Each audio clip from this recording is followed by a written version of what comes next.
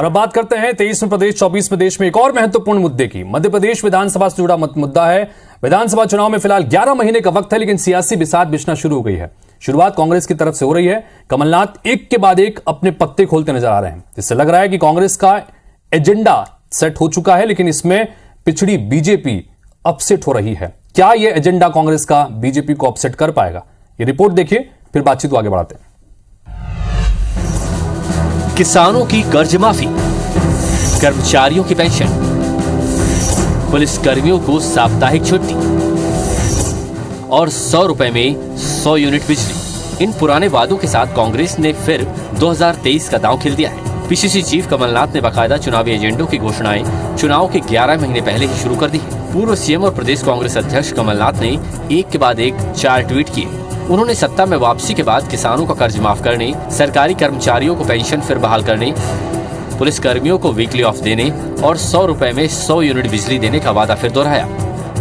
कांग्रेस को उम्मीद है कि 2018 में जिस तरह किसानों और कर्मचारियों के जरिए सत्ता में वापसी की थी, ठीक वही स्क्रिप्ट फिर रिपीट होगी। बिल्कुल सही है। जिन वचनों को लेकर सरकार 2018 में बनी थी, उन सब वचनों को पूरा करने के लिए कमलनाथ जी प्रतिबद्ध है और 2023 में सरकार भी बन रही है और निश्चित रूप से 100 रुपए में 100 यूनिट बिजली देने का काम कमलनाथ जी करेंगे मध्य प्रदेश को। बीजेपी भी कांग्रेस के इस दांव को भांप रही है। इसके साथ ही बीजेपी के अंदरूनी सर्वे में विधायकों की खराब परफॉर्मेंस भी पार्टी के लिए चिंता का विषय है। इसके बावजूद बीजेपी नेताओं का दावा है कि सब ऑल इज वेल है। बीजेपी का दावा है कि काट की हांडी बार बार नहीं चढ़ती। जो काम 1.25 साल में पूरा नहीं कर पाए, वो अब आगे क्या कर पाएंगे? 15 महीने सरकार चलाने का अवसर मिला, तब कोई वादा पूरा नहीं किया। 10 दिन के भीतर मध्य प्रदेश के हर किसान का 2 लाख तक का कर्जा माफ, नहीं तो मुख्यमंत्री साफ हो, यानी बदल देंगे, ऐसा राहुल गांधी ने कहा। वो भी बड़ी निर्लजता के साथ मध्य प्रदेश आए और चले गए।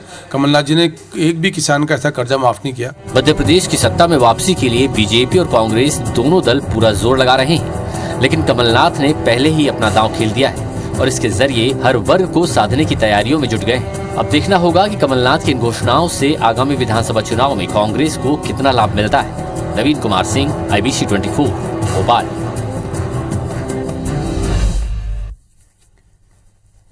तो किसानों की कर्ज माफी, कर्मचारियों की पेंशन, पुलिस कर्मियों को लाभ और इसके अलावा बिजली के संदर्भ में अपना एजेंडा कांग्रेस पार्टी सेट करती नजर आ रही है। कमलनाथ ने कम से कम इस तरह के संकेत दिए हैं। क्या ये आगे आने वाले समय में बीजेपी के लिए चुनौती बनेंगे? दोनों मेहमान बने हुए नरेंद्र शिवाजी पटेल बीजेपी के सहप्रभारी हैं, मीडिया सेल के, और साथ ही रोहित नायक कांग्रेस प्रवक्ता हैं, दोनों बने हुए हैं। सबसे पहले जानना चाहेंगे आपसे कि नरेंद्र शिवाजी जी, जिस तरह से अपने इस रिपोर्ट के जरिए दिखाया और जिस तरह के तेवर देखने को मिल रहे हैं कमलनाथ के, कमोबेश उन्हीं मुद्दों पर फिर से बातचीत होती नजर आ रही है जो 2018 में मुख्य रूप से गेम चेंजर साबित हुए थे। क्या ये चुनौती बनेगा बीजेपी के लिए?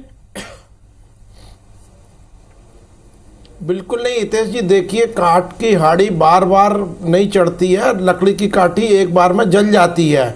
जिस तरह से कांग्रेस की ने 2018 में इनके राष्ट्रीय अध्यक्ष, तत्कालीन राष्ट्रीय अध्यक्ष श्री राहुल गांधी जी ने कहा था 1 2 3 4 5 6 8 9 10 गिनिए, 10 दिन के अंदर या तो कर्ज माफ हो जाएगा, अन्यथा मुख्यमंत्री को हटा दिया जाएगा। जिस आत्मविश्वास के साथ में, जिस उन्होंने अपने राष्ट्रीय अध्यक्ष के रुतबे के साथ में ये बात कही थी, वो बात का पालन कहीं नहीं हुआ। 10 दिन क्या 10 महीने बीत गए, 10 महीने क्या 1.5 गुने महीने बीत गए, 15 महीने 18 महीने बीत गए, इन्होंने कर्ज माफी नहीं की। किसानों ने जिस सोचकर इनको वोट दिया था कि हमारी कर्ज माफी होगी, वो कर्ज माफी कहीं हुई नहीं। भारतीय जनता पार्टी की सरकार में किसान बैंकिंग करना सीख रहे थे और अच्छी तरीके से बैंकिंग करना हो चुका था। सब किसान नियमित थे, उनको 1 लाख रुपए कर्ज मिलता था, केवल 90,000 रुपए जमा करने पड़ते थे। लेकिन कांग्रेस की सरकार ने ये बात कह के कि कर्ज माफी करेंगे, किसानों ने थोड़ा सा संक्षेप में बात करेंगे। रोहित जी, बीजेपी ये कह रही है कि काट की हांडी बार बार नहीं चढ़ती।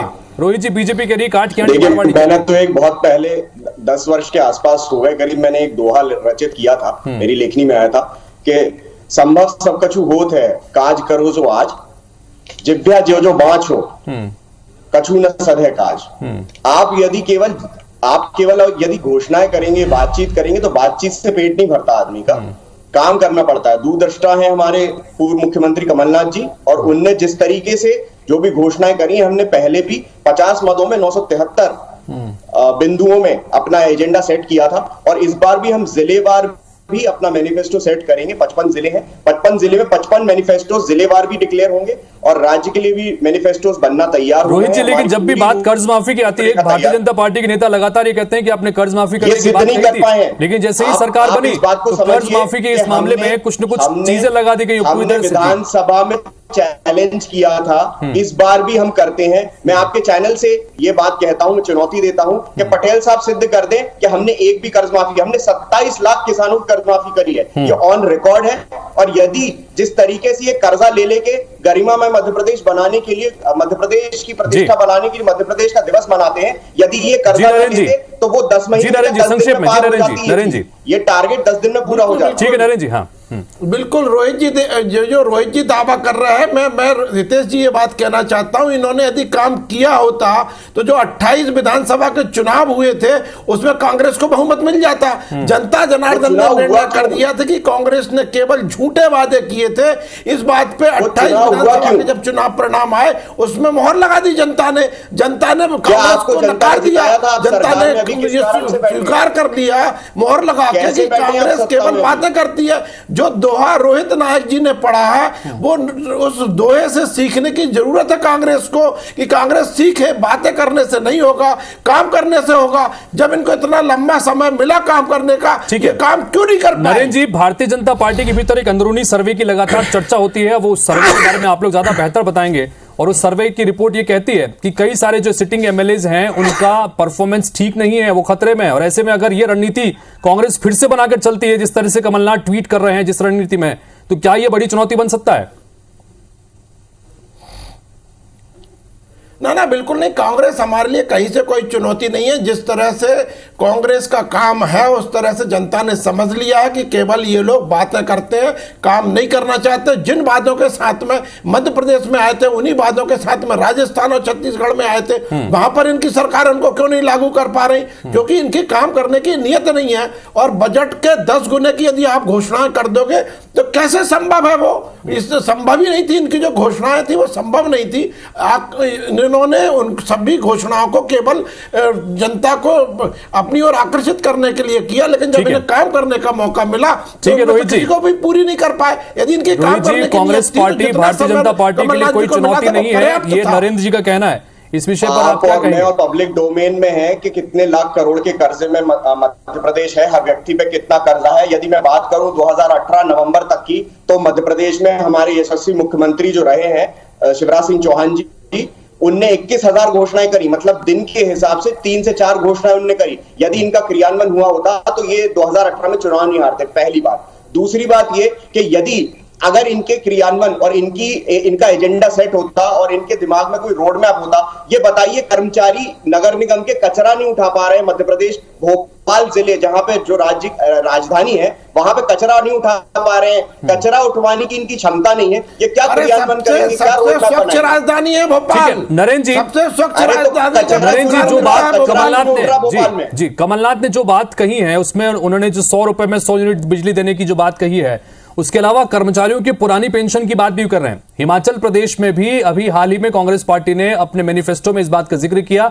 कि पुरानी पेंशन को लागू करेंगे और उसका फायदा वहां पर मिला। ऐसे में कांग्रेस अगर यहां पर भी बात करती है तो क्या आपको इसके लिए नुकसान उठाना पड़ सकता है, या चुनौती बन सकती है, या कर्मचारियों के संदर्भ में एक महत्वपूर्ण घोषणा साबित हो सकता है? इस पर क्या कहेंगे?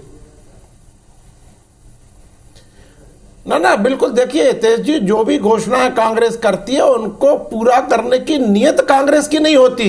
ये सबसे महत्वपूर्ण विषय है। निश्चित रूप से किसी भी किसानों की कल्याण की हो, या कर्मचारियों की कल्याण की हो, या विद्यार्थियों के कल्याण की हो, या युवाओं के कल्याण की हो, जो भी बात है वो अच्छी लगती है। निश्चित रूप से हम भी उनके समर्थन में होंगे जो भी कल्याणकारी योजनाएं होंगी। लेकिन कांग्रेस केवल बात करती है, उन योजनाओं को क्रियान्वित करने की इसकी मंशा नहीं होती। उनमें जो समस्याएं होती है उसके समाधान की मंशा कांग्रेस की नहीं होती। केवल चुनाव जीतने के लिए इस तरह की बातें करते हैं और चुनाव जीतने के बाद में भूल जाते हैं। उसके बाद में इनके मुख्यमंत्री करते हैं चलो चलो चलो हो गया। ठीक है रोहित जी, फाइनल कमेंट चाहूंगा 2023 के मिशन के लिए। रोहित जी, फाइनल कमेंट। रोहित जी, देखिए मैं तो ये जानता हूं कि अभी जिस तरह के असहाय मुख्यमंत्री दिख रहे हैं, मुझे तो ये समझ में आ रहा है, अगर आम जनमानस की मैं बात करूं, कि प्रशासनिक तौर पे इनके हाथ में कुछ नहीं बचा है, इनने पूरा कंट्रोल खो दिया है। वित्तीय प्रबंधन तो इनने खूब अच्छा करके रखा है, लेकिन प्रशासनिक इनका कोई प्रबंधन नहीं है। इसी कारण से इनको मंच से छोटे छोटे अधिकारियों को निष्कासित करना पड़ रहा है। यदि इनकी बात सुन रहे होते अधिकारी और क्रियान्वयन हो रहा होता तो ये घटनाक्रम नहीं घटता।